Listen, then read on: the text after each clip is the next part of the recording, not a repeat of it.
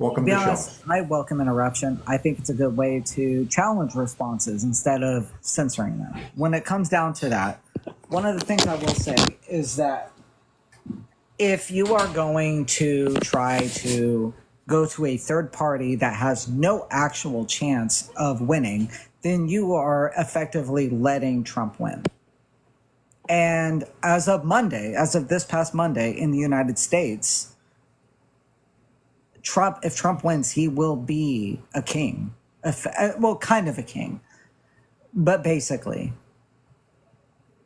there is no actual determination of what is an official act and unofficial act. There is no determination for that. And that process, that legal process, will play out up until next year, more than likely. I just want everyone in this thing to realize that. So voting for a third party is a dumb idea. It really is. I'm not saying vote for Joe Biden. I'm saying raise your support for the only person that actually has a slight winning chance, ironically, is getting the same money from a donor of Donald Trump's. But at least he makes a little bit more sense and is not a part of the Heritage Foundation, which is for Project 2025. Yeah, everybody. This is the real Butterfly. Thank you so much for.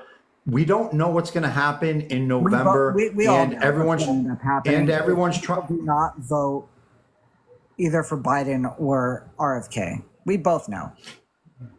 And we both know. Biden is not dropping out. He has made that very clear. We both know this is just some weird cult-like personality that is manifesting from this weird infestation of the Republican Party. That's all that it is. All right. So right now, as it stands, they are trying to. There's many news networks who are. Butterfly, 1 second, please. All right, one second. I'm sorry, I had to mute you. Surviving, thank you so much. So right now, as we don't know what's going to happen between now and November, as they're trying to, there's many news networks who are highly recommending, and also the Democrat base is pushing very, very hard for the Democrat Party to find basically any other Democrat at this point. If the election was held tomorrow, we don't know what's going to happen until November. Crazy, like who knows? He could drop dead from a heart attack. But as far as if the election was held tomorrow, this is the way. Oh, for the love of God, Butterfly, please, 1 second. If the election was held tomorrow, this is the way the politics is looking like right now. Middle of the race is one. All the Republicans are solid under Trump. The Democrats are split into three: Biden, Kennedy, and Jill Stein. If the election was held tomorrow, because the Democrat vote is split, Donald Trump would pretty much definitely win the election if it was tomorrow. So they have 4 months to try to fix the Democrat problem, and we'll see on which way that develops. We can't count anybody out at this point. When it comes to polls, as soon as I'm done, yes, you can. 1 second, Butterfly. Final warning as moderator. Yeah, it's all good. It's all good. It's all good. Butterfly. I'm sorry. As long as I'm working, I'm just not going to allow it. So final warning. Thank you very much. Please keep your mic muted until Erik speaks talking. Stops talking. Thank you. The reason why we have it one person at a time, everybody, is because we have one host and 6 people, so that's 7 people. And if people are just talk whenever they feel like it, it's you guys seen other shows where that happens. I mean, you can't hear anything and no one get a full paragraph out without interruption. So that's why we do it. But we're seeing how the political situation develops. Remember, Joe Biden was up in the. I don't believe in polling data. I always take it with a grain of salt. I think polling data is more to mold public opinion rather than reflect it. Polling data has shifted.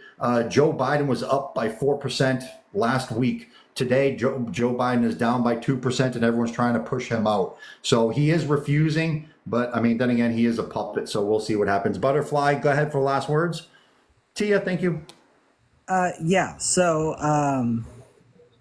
polling does not actually indicate anything of the presidential elections. For example, in the 2020 election, around this time of the year, Trump was actually leading and was projected to be the winner of the presidential election. You guys are aware of that, right? So Yep. when it comes down to it, it doesn't really matter who we really vote for, because on election day, when it comes to voting itself, it doesn't really matter what our projections are now. All that matters is on election day. And Yep. the more people that elect a good candidate instead of someone that wants to be a dictator, as they said, would actually be better off. And I only am calling back to this because I think it is a very misrepresentation of how politics actually works. Trying to get money out of politics is almost impossible. We've had Republican and Democrat people recently that are still in Congress, both representatives and Senate, trying to get money out of politics, and that won't happen. And I will even cite Matt Gaetz as one of them, trying to get money out of politics. And that dude is an actual, that dude's a Nepo baby, basically, right? They're trying to get money out of politics, and that won't happen. And I feel as though promoting people that are trying to get money out of politics is a very bad move, considering that won't happen unless we completely reform our entire Congress. And that, well, that's what a lot of people are trying to do. They're trying to push for changes that are fit the structure. Now, obviously, it'd be naive. Yep. Butterfly, thank you so much. I appreciate you very much on here. Free Gaza now. Thank you so much, my friend. So as our recent guest just said on polling data, yeah, remember everybody, polling data, no polls at all predicted the red wave in Congress in 2014. No polls at all predicted. They predicted the exact opposite on Brexit. When was that? Like 6 years ago.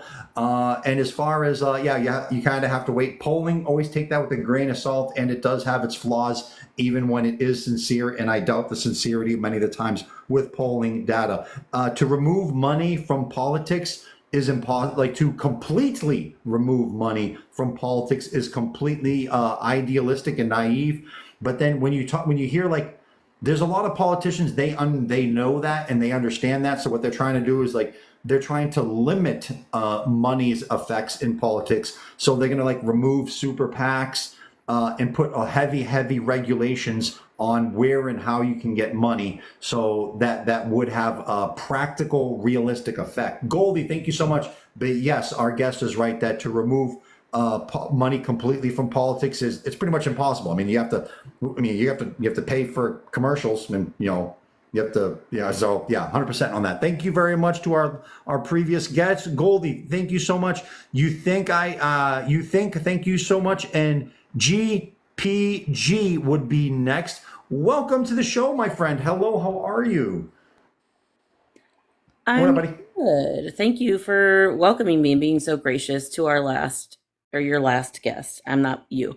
First of all, I want to say the hardest time I've ever had in finding my own replies to my comments in here is here because of all the watermelons, and I love that. Usually I can find all mine because the watermelons. That's just a side note, and I hope everyone knows and loves what that means. It's a very great space for people that care about people, I think. Polling, no. So I guess my main and, like, honest question from what I've taken from just politics in general is, we should all vote. It's our right to vote. People fought for that right to vote. We should all vote. What do you guys think about the Electoral College vote's power over the popular vote, which is us, the people? Is that a bad question to ask? You can skip it. No, that's a great question. That's a hard question, but that's a great question. All right, everybody. Now I have to, a couple things you have to know. Let me explain what the the popular vote and the electoral college is. Your popular vote does not elect the president. The electoral college elects the president. What the electoral college is representatives from every state, and they're supposed to vote based on the wills of the people of their state, okay? Now, the system is set up not for some evil means. It was set up for good intentions. It's just those good intentions backfired over time. What the good intentions was they set up the electoral college because they feared that just having pure popular vote, the politicians would only go to the major cities. And like, why would you even bother to go to Idaho? Why would you go to Minnesota? Why would you go to Iowa, where there's like really not that many people? Alaska. Why go to Alaska? So they set up an electoral college, which kind of like, in theory, it forces politicians that every single state is in the game, and it forces them to go to every single state. However, in the end, it's just like, dude, the electoral college, what it does is it makes it super insanely hard for third-party candidates to get in there. Like, it as a indirect consequence, it pushes out third parties and makes it very, very hard. It makes it mainly Republicans versus Democrats, and that is it. Third parties can win, especially during this election where they're super duper popular, but it does make it, it's like an extra hurdle.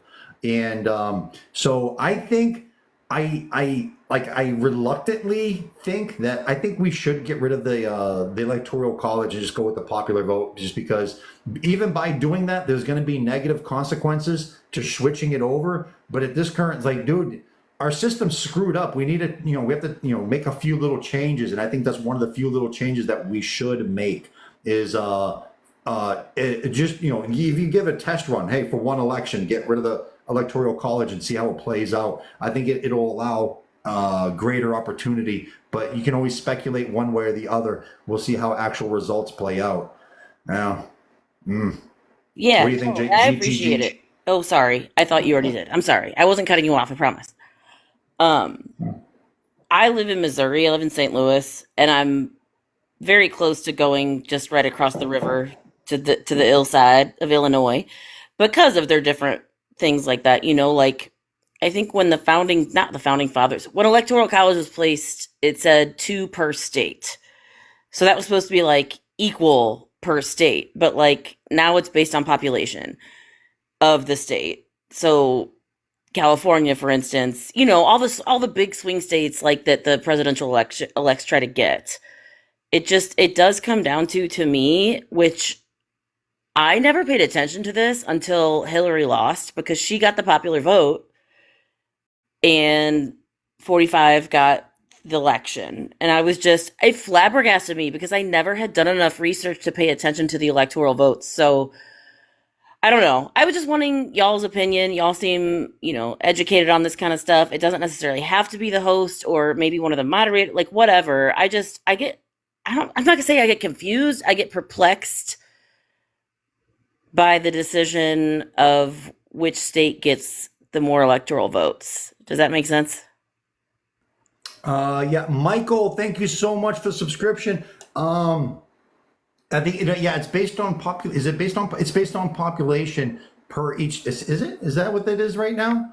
Yeah, that's just what I guess. This is what they have a tendency to do this in politics.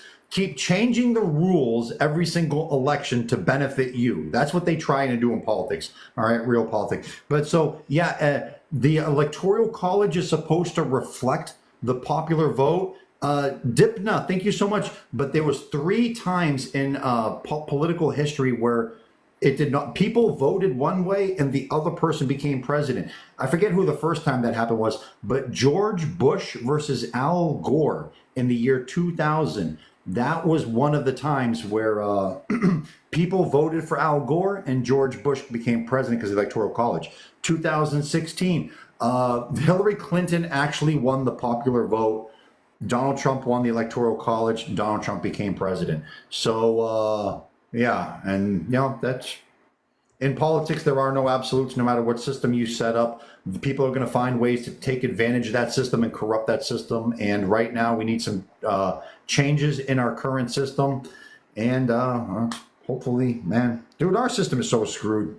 But thank you so much for bringing that up. And, so everyone, we can give our opinion and then try to find the best solution. But we can all pretty much, whatever the solution is, we'll figure it out. But we do know that our current situation and our current rules is all the way bad and not working. So we do need some change. We're just going to figure out what that change is to need to be. GPG, last For words, sure. or is that it? Thank you so much for coming by. No, thank you. Y'all have a great night. Thanks for letting me up and You being too. nice.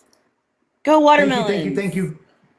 Go watermelons. Hell yeah. Watermelons, everybody. It's the best food. And yeah, definitely right. Angels or Shelly, do you get anything you guys wanted to add? And then I'm going to get to Raiders. Yeah, let's do a quick commercial break, Shelley. Okay. Guys, I just wanted to say real quick about the electoral college, guys, to Eric's point. It's different in every state. You're absolutely right. Some of the states are first past the post, right? Where all the delegates will go with whatever party has gotten the most votes. So usually Democrat, Republican. Others, like California, you can pretty much write off those 56 electoral college votes to go Democrat no matter what. Since Arnold was in. Arnold, like that guy, since Schwarzenegger was in. So really, you'd have to throw those votes away. Nobody really comes out and speaks to us in California anymore, Eric, because they know I could vote for the dog. Like, it makes no odds. My vote carries no weight at all. And somebody in Iowa, in a tiny, tiny state, gets everybody coming in there. So I think my understanding is that it was set up initially because the founding fathers were afraid of direct democracy. They were afraid that people wouldn't know what they were voting for, and we would end up in another sort of a dictatorship. And look where we are. So I think it's definitely time for a change. Well, initially we were of course, we're a republic type of government, but our elections in the beginning were just like other elections in other countries. They weren't based on electoral votes. They were based on actual hand count votes, and the numbers were the numbers, and it is what it is. That was changed later throughout, history. Again, this is something that people have been talking about, Shelley and Eric and chat, and definitely it's been a topic of conversation the last few cycles, especially after the 2000 election. I think a lot of people realized the profound effect that that type of voting has and the ramifications of it. It becomes a game. It becomes a game, and it becomes something that removes the power of the people. And they limit our power to have the right to select who we want for the job. And back to that, I think we need to step away from that kind of thought process. And I think sometimes it takes a lot of self-evaluation. I mean, sometimes I hear people talking now, and I feel like people are still in this matrix, that type of world, like the movie, where they're living a dream. They're living something that they don't even realize they're being programmed to believe. And they don't realize the power lies within us, within each one of us. We have the power to vote these people out. Can we become a perfect, union? We strive for that forever and ever. It's never going to be 100%. However, change is inevitable. And it looks like, we need to step away from that mindset that we don't hold the power, that the money holds the power.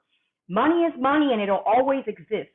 Money makes the world go round. Great, fantastic, love to hear that. But we have to incorporate a little more courage within ourselves and realize we hold the power. And these people that wield the money, they know this. They count on us to continue living in this matrix. They count on the fact that they are psychologically repressing us, and they are hoping that it continues throughout these cycles. We're never going to get out of this if we continue to live that way, if we continue to think that we don't have any power at all.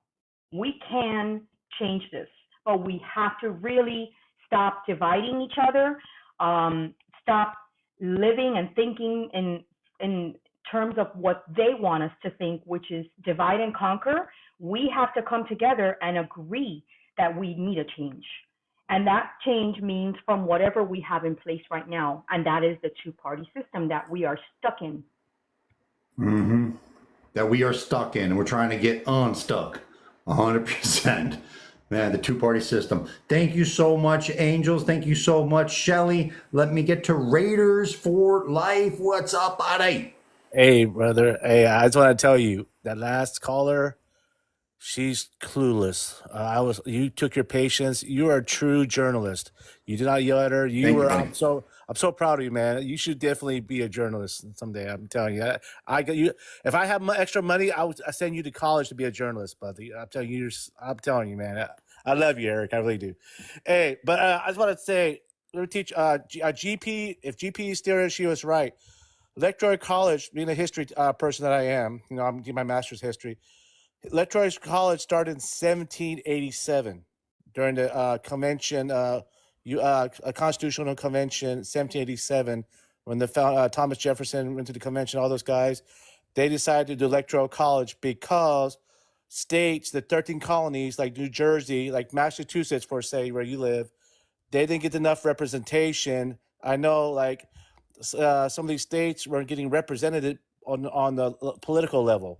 So these small colonies like Delaware, I don't know, Rhode Island, they didn't have enough representatives to live there. I mean, a lot of people lived in Boston, of course, Philadelphia, New York City back in the day. So all these 13 colonies, so they had to do the Electoral College because to help the smaller states get their, because Electoral College is based on senators. I mean, Texas has 2 senators, and California has Texas, California, and New York are probably the 3, maybe Illinois are the 3 biggest states when it comes to electoral colleges because there's more population. But electoral college is also based on population. But in my theory about politics that I love, we need to get rid of electoral college and go popular vote because the popular vote is what the people want. Yeah, so the people have to drive to Atlanta, Georgia, or people have to drive to New York City. So what? I think those big cities, if they want to drive there and vote, I think the popular vote should come, and they need to get rid of the electoral college. My second thing they need to get rid of, and this started back at FDR, because FDR served 4 terms as president. Then they switched to 2 terms. Now we have 2 terms. They used to have 4 terms back in 1940. Now we have 2 terms for president. I think they should do what Mexico does. 1-term president, you're out. You do 6 years, 1 term, adios, you're out. Bye-bye, see you later. Next person comes in and takes control. So this 2-term control, and like Ted Kennedy. Ted Kennedy died in office. I mean, come on, he was a premier politician. My thing is Congress needs 1 term, President needs 1 term, and the Senate needs 1 term because we need to get new bodies every day. I mean, not every day, every 6 years, we should get a new body, like new president, new congressman, because voting for these guys 4, 5, 6 terms, like look at Ted Cruz. I think he's been there almost 6 years, 7 years, 8 years. I can't remember. I have to go look him up. But it's ridiculous. We need to get rid of some Ted Cruz and get some fresh bodies in there for Texas because I'm tired of that guy. I'm so sick of that guy. But I just want to tell you, I believe in the 1-term president, 6 years. That includes Congress, Senate. We need to start with that. We need to get somebody in there to do that, like Mexico. Mexico has a great system. Parliamentary, president's 6 years, you're out. Bye-bye. See you later. Next person goes in. But I think that's what we need to do. But yes, the Electoral College started in 1787 to finish my conclusion. And I want to say one more thing before I got on here. UK just got their prime minister today. They finished their votes. I don't know if Shelley knows, but Starmer, he's a Labour Party prime minister. He just won prime minister. He took over. He beat out the Conservative Party for UK. So the Labour Party is controlling the UK now. He's the prime minister. Starmer, Starmer. If you want to look it up, Eric, you can. I don't know for UK. But I don't know if that's going to help the United States. I don't know if he's a Zio. I don't know. I just know that he won. He's for the worker party.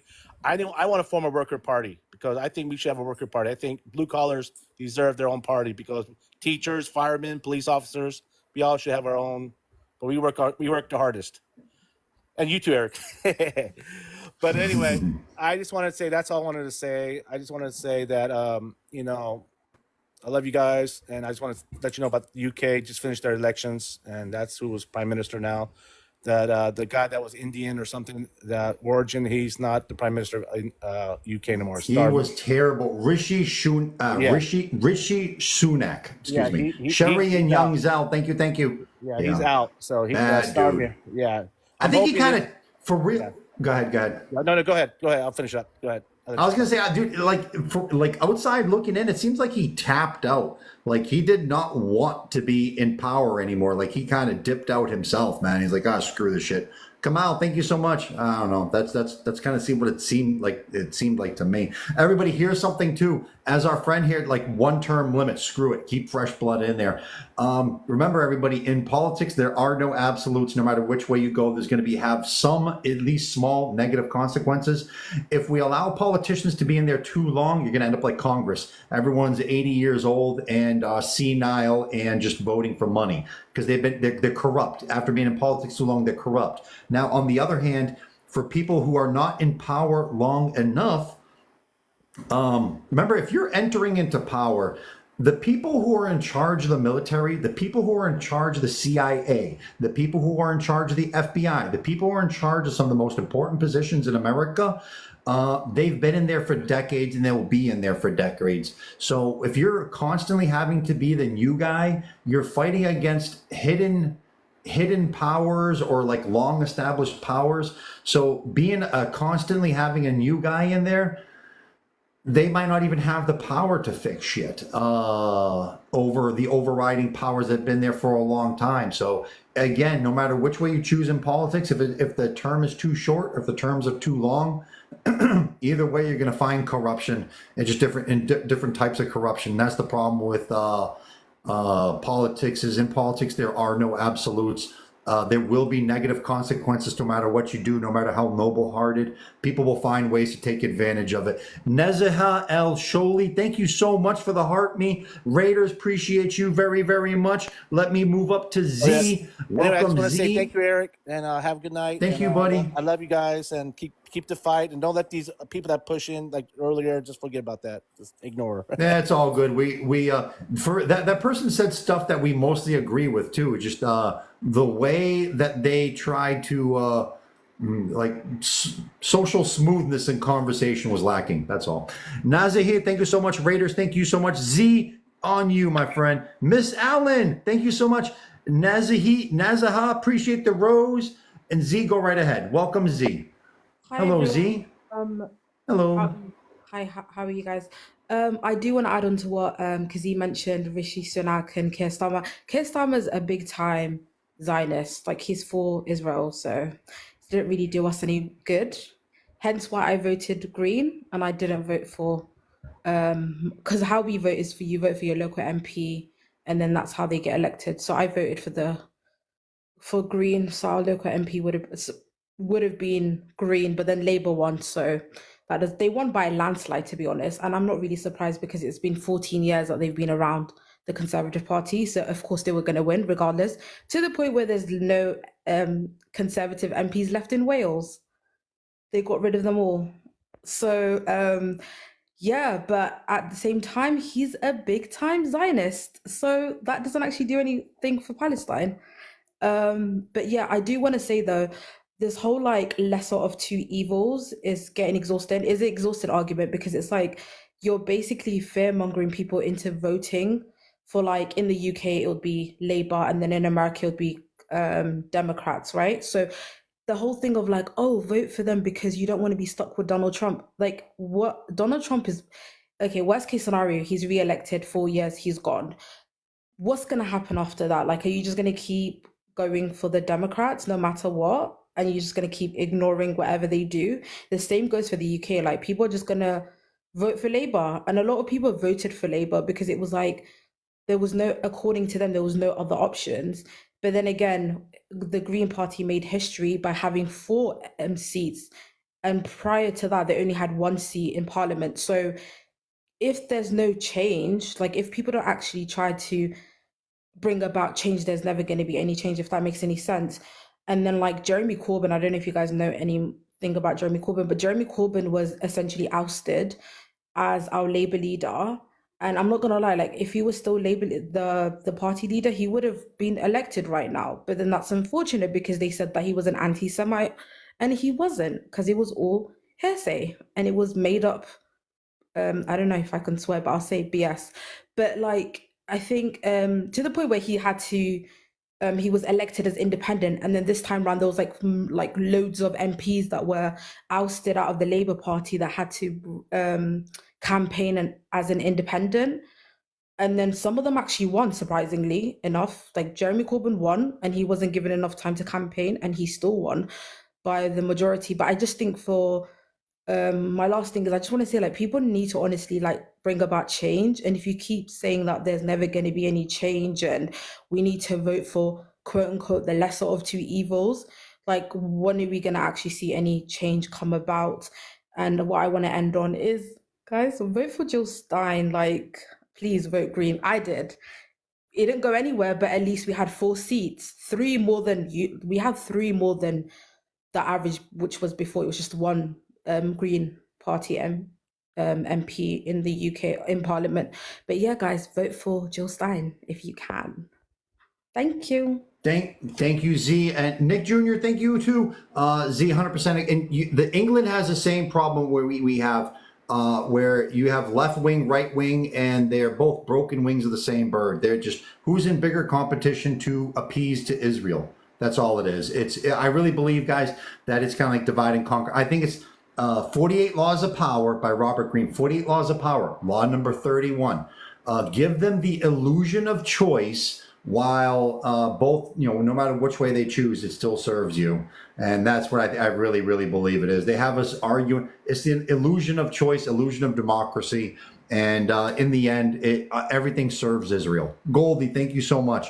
So, yeah, it's just all the way bad in every single direction, man. It's. I look at politics and I'm just like everybody else. It's disgusting, man. Pally, Goldie, thank you. Vengeful, everybody please hit the follow button on our buddy Vengeful. And Vengeful, thank you all of you to do for Salam and Solidarity. And I heard you're having an American Idol version of Salam and Solidarity tomorrow. Dude, I'm going to do my best. We're gonna okay, let me explain. Let me explain it real quick. Sorry, I mean, see, like now I'm being like that rude guest and interrupting you, so I'm very sorry. Let me first start off because I want to talk about the Pro Pally Idol because it's amazing. I'm so excited for that. But the first thing I got to do, you guys, is he must be shadow banned. But there's still 212 of you in here. So you guys, I want everyone, if you have not done this yet, that yellow heart next to his name, you hit that and you join the team because we need to support. He's a journalist. Someone came on earlier and was like, we need to make Erik a journalist. Erik made himself a journalist, a real one. With real journalists like Nadar who comes on, and with real people to interview like Jill Stein and Medea Benjamin. He is a journalist. He's the journalist we need, the people need. So just let me make that very, very clear. And, as I say that and give my love to him, I want you to smash his face with your fingers. I want you to finger bang the heck out of his face like he's that blueberry Zio you do not like. Please do that for me. All right, so that's my commercial break. Everyone, please, Erik is awesome. Appreciate him so much. Angels, you're awesome too. Raiders, you're awesome. Before I get into Salam and Solidarity and the Pro Pally thing, I come in here and I know we talk politics, which is wonderful, and everyone knows I'm a little bit leftist than most of you. But I'm tired, you guys. I'm very tired coming in here, and I understand we want to have these conversations and these debates about Trump and Biden and Jill Stein and all these people. And I just can't help but watch, and like it saddens me. It makes me sad that we're having arguments about people that hate us. We are arguing who's more fit to be in office of white supremacists, war criminals, liars, felons, thieves, the ones who steal your taxes, and they go buy boom booms to drop on children, and then they profit from it. And here we sit still in the Western world arguing like they want us to. They want us to argue about them and who we're going to put in office as long as it's one of them.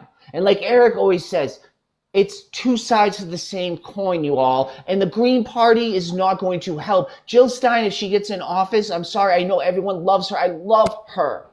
I think she'd be great, except in this system, it will not work. This is my opinion. I know you guys talk about it. I know Jill Stein comes on here and I think we should support her. I get that. But if you think your vote matters, you're lost. If you think in this system, your vote's supposed to matter. They tell you it matters when it doesn't.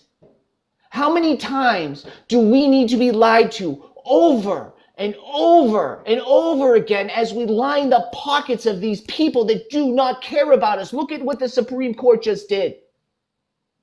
Look at Roe versus Wade. Look at any of these things. They do not care about you and me and what we say. They do not care about any of that. So enough on my rant. I don't want to take up too much more time. The most important thing I come here and talk about is feeding Palestinians. Because my brothers and sisters here in America, in the Western world that are seeing Eric's live, it's like I just said, it's your tax dollars, your government supporting this and all the other atrocities in this world. So they can profit off of it and make you pretend to think your labor means something to them. They don't care about your labor anymore. A Labor Party wouldn't matter. We are consumers in America. They have shifted it, but like you guys have not paid attention. We are consumers. Our labor has been replaced and will continue to be replaced with technology. We are consumers. That means we have control over the economy, but we don't understand that. We have control. It's not the stock market. It's not what the 1% have their money in. It's us, the people. It's what we consume. All right? And, all right, so back to the, I'm sorry, guys. I totally went on a rant, Eric. I apologize. Back to, seriously, help feed Gaza now. I'm going to talk about them for a minute because you guys know Salam and Solidarity. We send funds that you give to us to them because they can get the work done. And I'm just going to amplify them today. I want everyone to come tomorrow. We're having the Pro Pally Idol. It's to meet contestants. If you want to, there's a few open spots, you guys. 4 p.m. If you're a singer and you want to come there, we're raising funds for Palestine. Then the next weekend, they're going to tell you all about it. The next weekend, we're going to have guest judges. We're going to have singers come on, and you guys are going to be able to vote for them while you donate. And who knows? We might need a celebrity judge, Eric, next weekend or the weekend after. So I'm too damn nice to be a judge, but dude, that is an awesome, hilarious idea, and I definitely, just out of curiosity, I have to check it out too. That's you gonna definitely be funny do as hell. So we'd that's love tomorrow. To have you there. I'm gonna promote the hell out of it in the Discord and everything too. Tomorrow at 4 p.m. Eastern time. I seen who was it? Matt Arab had it up earlier. Breezy. Oh, Vengeful. Send me the you guys had a picture for it, like a commercial picture. Send it to me so I can post it all over the Discord. Awesome. And if I have time, I might make a video. I'm super busy the next day. I know, it's but okay. I'm gonna see if I have time. But no, listen, the competition is going to be next weekend too. So, tomorrow, if you guys want to sign up, if you want to be there, meet some of the contestants. If you want to be a contestant, that's awesome. And then next weekend we'll have the sing-offs and we'll have the votes and we'll have the winners. We'll discuss everything tomorrow so everyone knows. It's going to be a Pro Pally Idol. So if you're a Pro Pally and you can sing, use your voice to help raise funds. And the best people to give your funds to at the moment, because when we raise funds, we're going to send a lot of them to Help Feed Gaza Now. So I want to give the mic to Help Feed Gaza Now because I want you guys to know where you can donate and how easy it is and how you can help Palestinians tomorrow. Tomorrow you can get food and water to Palestinians through Help Feed Gaza Now. So please support both of us, support Palestinian-led initiatives. And as always, you guys, a free Palestine, it means a free world. It really does. Al Salam, thank you so much, because remember, AIPAC controls Congress and they parasite off of our economy. They parasite off of our military to do their evil deeds. And it's like we're the enabler, not us. Our stupid, evil government who is corrupt is the enabler. If Israel did not have the weapons and money from America for free, they would have been forced a long time ago to sit down at the damn negotiating table, not attack all their neighbors, and make some freaking peace because they would be forced to, or else not be alive. Breezy, thank you so much. So we're like enablers to this stupid madness. Everybody hit the follow button on Vengeful, and we're going to check that out tomorrow. Send me that picture. I'm going to post in the Disco. Help Feed Gaza Now. Everybody hit the follow button on Help Feed Gaza Now too. Hit the follow button on both these profiles right here. Help Feed Gaza Now.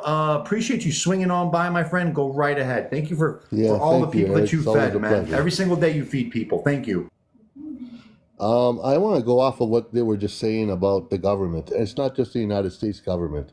It's actually in Germany. It's in Poland. It's in the Baltic area. It's everywhere. More and more governments are actually winning right now with the extreme right, which only tells you who's in control of where, and they're in control of everywhere. One of the ways to fight them, right, is to get rid of them, because all these guys and everything that they're doing is only to protect Israel. The ultimate goal is to do that. So how do you fight that? By breaking Israel. It's a very strategic way for you to help yourself in the United States of America, is if there is no Israel, there is no AIPAC, your fight is a lot easier from that point on. Going through trying to change the government and trying to change the way that they behave, and when the whole system is built so that they can protect Israel. This is the ultimate goal of the way the United Nations work. This is how the ICC works and the ICJ. But there is a revolution going on right now. And the ultimate goal of this revolution is to free Palestine, to free the rest of the world. Think about it. Why are these governments winning on the extreme right? So they can keep supporting Israel. So if there is no Israel, how would the world be? And how weak are they? And that's a way to fight Zionism, which leads me right into what I want to talk about, which is Help Feed Gaza Now. One of the ways to actually fight it is to fund it. The more Palestinians we keep in shape and we keep alive, the more likelihood that we're going to win sooner than later. Because the way the war is being fought, these guys are trying to commit a G-side, and these guys are kicking the fuck out of pardon my expression, the IDF on the other end. Believe that. Believe in that resistance. If you guys want to go see what they're doing to them, I recommend everybody to go to Telegram page called Resistance News Network.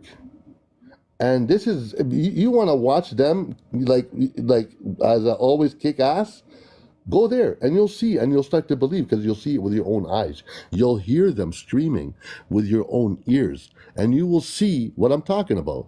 So you have to believe in the resistance, and you have to believe in yourself to be part of the resistance.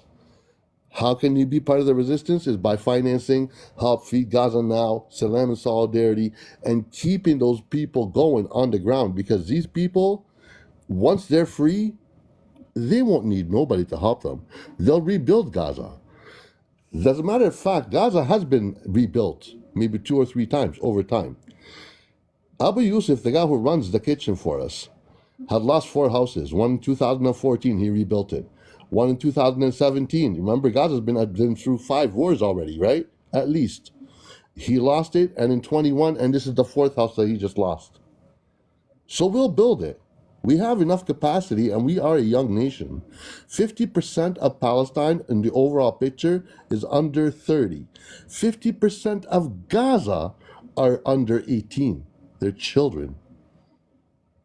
So these guys are not, they're at the right age. We are a very demographically fit nation.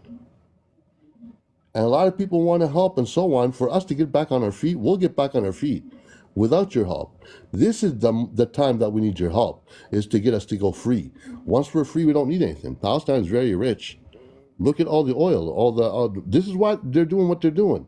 But they're getting weak because the resistance is doing a very good job. And they've been asking for a ceasefire lately. It's Netanyahu that says no, because I guess the Zionists want to make more money. The top people. So if you get rid of the IDF, you help the Palestinians stay alive, it will make everything different. And like I said, just to imagine a world without an Israel. It's a revolution that's going on.